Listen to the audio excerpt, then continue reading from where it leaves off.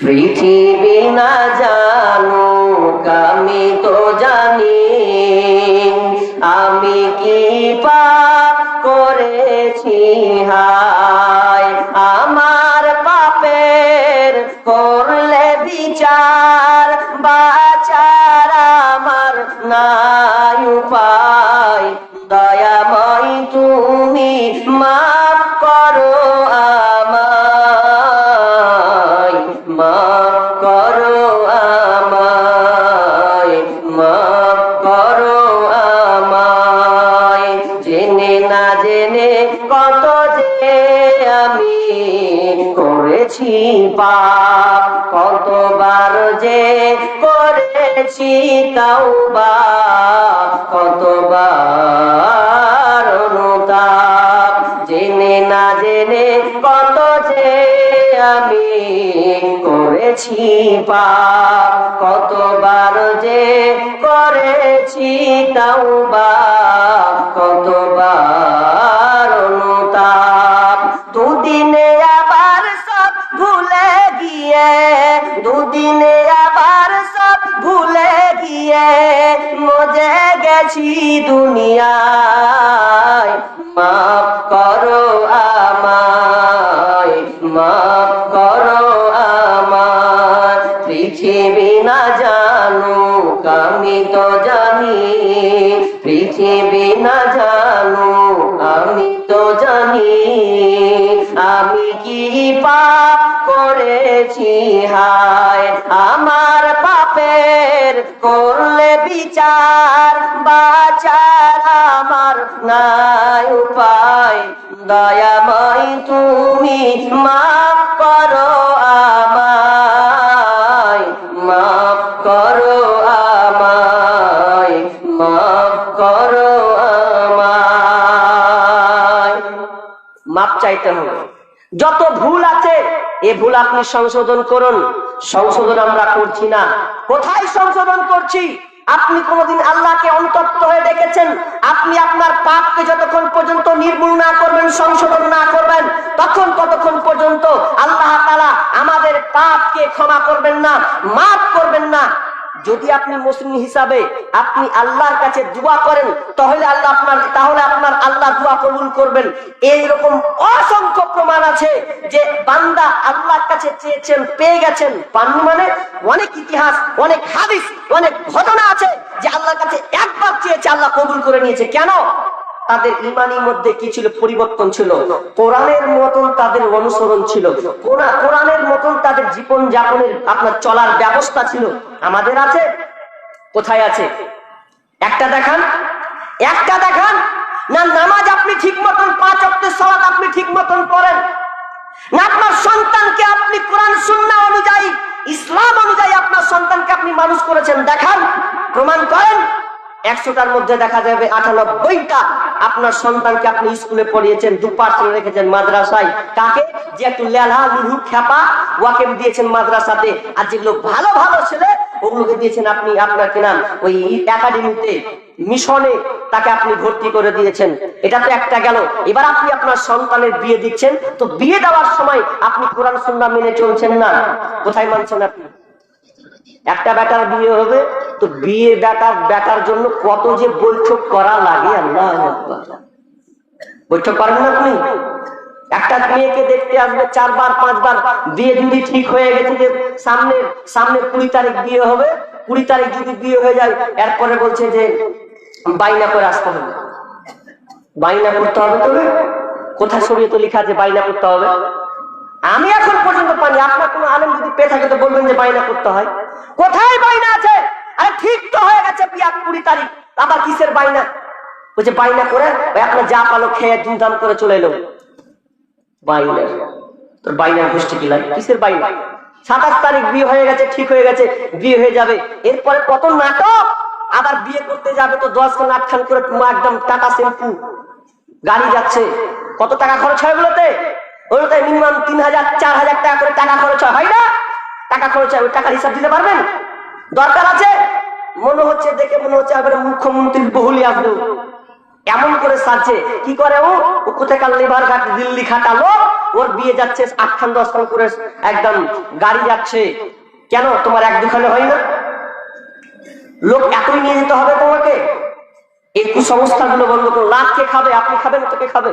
তা আগে বলেন, এই আপনি যে রীতিনীতি এই নিয়মগুলো চালু করেছেন, এটা ইসলাম? ইসলাম আপনাকে দিয়েছে, পারমিট করেছে, আপনি করতে পারবেন? বলেন বুক ফুলিয়ে। এই যে হলুদ মাখাটা, আমি যা হলুদ মাখছেন, এই হলুদ মাখাটা কোথায় পেলেন আপনি সিস্টেম? এমন হলুদ মাখা যে ওকে আবার মানে ও আবার কি করছে, ওর বেটি ফেট করছে, মানে কি বলে হলুদ কাপড় পরে না, হলুদ কাপড় পরে ও ফের আবার মাও ফের দুদিন পর দেখছি করছে। আমি বলছি এবার কোন রেওয়াজ রে ভাই? ও নাই পড়লে পড়লে পড়লে তো আর মাকেও দেখছি 4-5 দিন ধরে পড়ছে। এটা হিন্দুদের রেওয়াজ, হিন্দুদের কাছ থেকে এই সিস্টেমটা এসেছে। আর আপনি কি করছেন? এই হলুদের কাপড় মেখে নিচ্ছেন, রাত ভোর থাকছেন। তো কেন হিন্দুরা কেন থাকে জানেন? হিন্দুরা কাপড় পরে, হলুদ কাপড় হলুদি গায়ে দিয়ে, কেন? যে কৃষ্ণ আসে তাদেরকে আশীর্বাদ করে, ভালো আশীর্বাদ, ভগবান এসে ওদেরকে রাত দিন 24 ঘন্টা আশীর্বাদ করে যে ভালো থাকবি, হোক ভালো হোক। তো এই আশীর্বাদ মুসলমানের বাচ্চা, আপনিও কৃষ্ণর কাছে এই আশীর্বাদ নেওয়ার জন্য কাপড়টা পরেছেন নাকি? কোথায় পেয়েছেন আপনি? কেন? লাভ কে খাবে? মুসলিম তুমি খাবে না তো কে খাবে? তোমার চাল চলন তুমি ঠিক করো, তোমার চরিত্র আগে ঠিক করো। তোমার বিয়ের ইসলামী রীতিনীতি কোথায় গেল?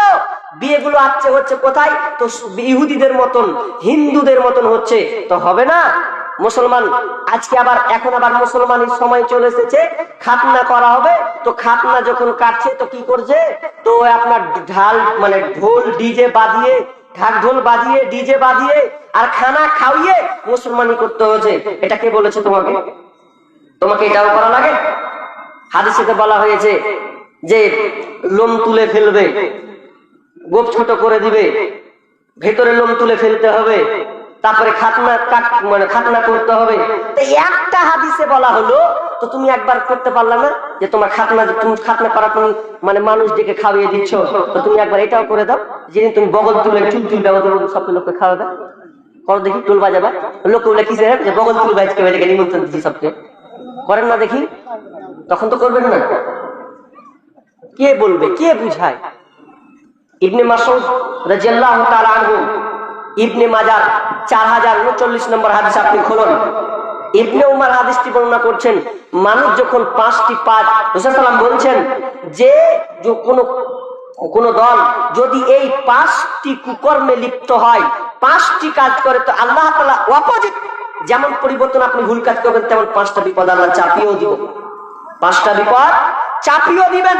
লম্বা কথা আছে, বলবো, তার মধ্যে দানের কথা আছে, এই দানের ব্যাপারে আছে। তো ইনশাআল্লাহ মধ্যে এগুলো বলে দিব ইনশাআল্লাহ, অসুবিধা নাই।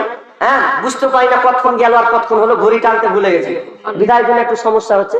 তো কারো মোবাইল থাকলে একটু দেন, থাক মোবাইলটা দেখে কটা বাজছে? এটা 9:30 বেজে গেল না?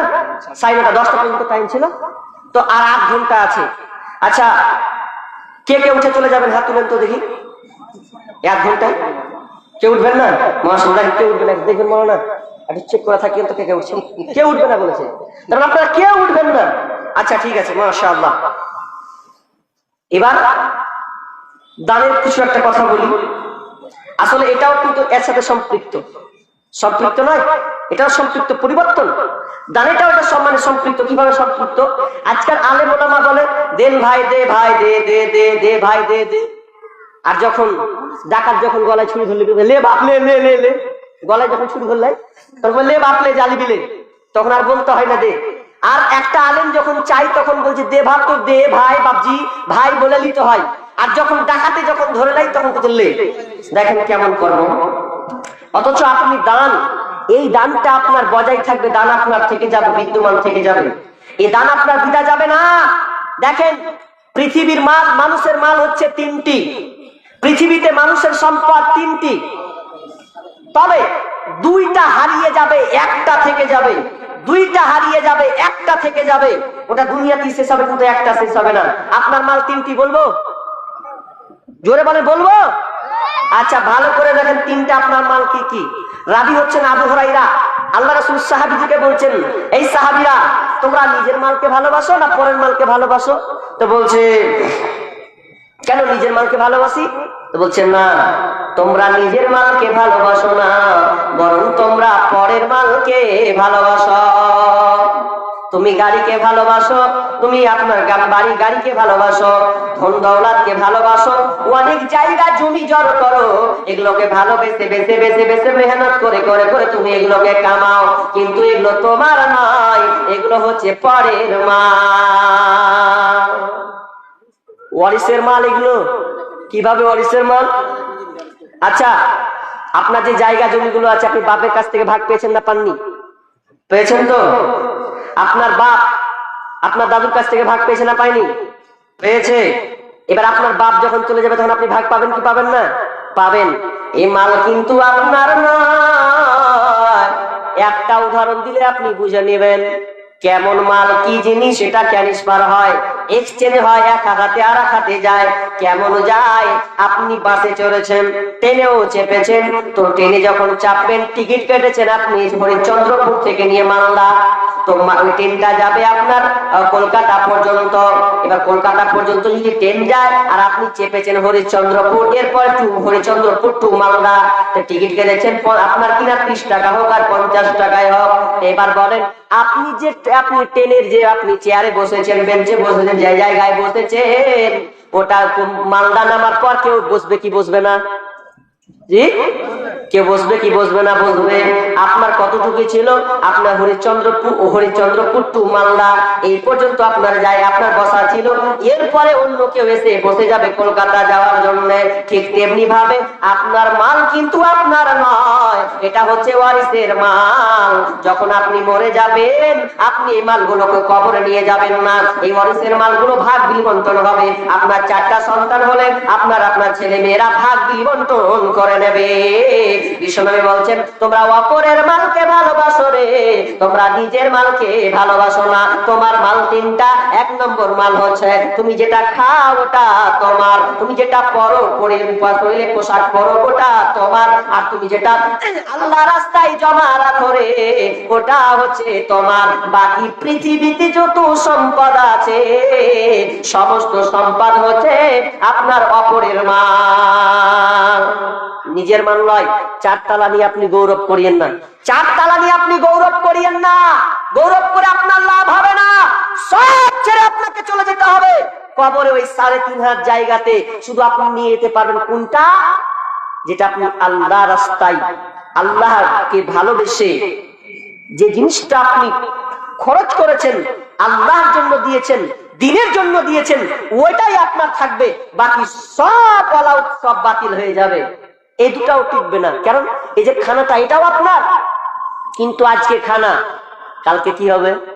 12 ঘন্টা পর খানা। একার হচ্ছে খয়াকা তন্তনে একার কি হলো? পায়খানা। আজকে খানা, 12 ঘন্টা পর 6 ঘন্টা পর হয়ে যাবে পায়খানা। ওটাও টিকলো না। আপনি আজকে পরে আছেন নতুন, এটা কালকে কি হবে? পুরাতন। আজকে নতুন, পরে পুরাতন, তাহলে দুটাই শেষ হয়ে গেল। এই দুটা টিকলো না। আপনার সম্পদ যেটা আপনি আল্লাহ রাস্তায় জমা রাখবেন, ওটাই আল্লাহ রাস্তায় থাকবে, ওটাই হলো আপনার। এবার বুঝে এসেছে তো আপনার মাল কয়টা? এটা।